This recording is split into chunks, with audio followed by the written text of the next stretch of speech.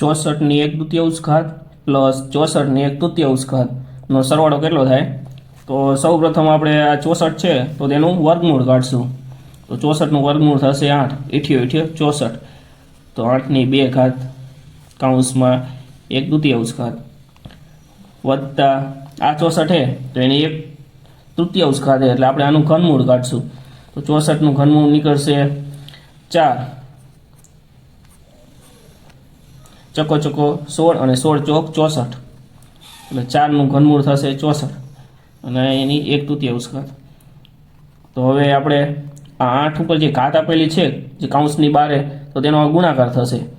તો 2 ગુણ્યા 1/2 પ્લસ એવી જ રીતે આ જે 4 છે એની ઉપર જે 3 ઘાત આપેલી છે તો તે કૌંસની બહારની ઘાત છે તેની સાથે તેનો ગુણાકાર થશે, એટલે 3 ગુણ્યા 1/2 બરાબર.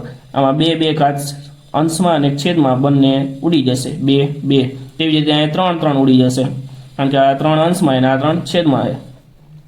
હવે વધશે 8/1. તો 8/1 આપણે ન લખી તો પણ ચાલે. તો 8 પ્લસ અહીંયા 4/1 વધે તો આપણે તે 4 લખશું. તો 8 ને 4 થશે 12. તો આનો સાચો જવાબ આવશે 12.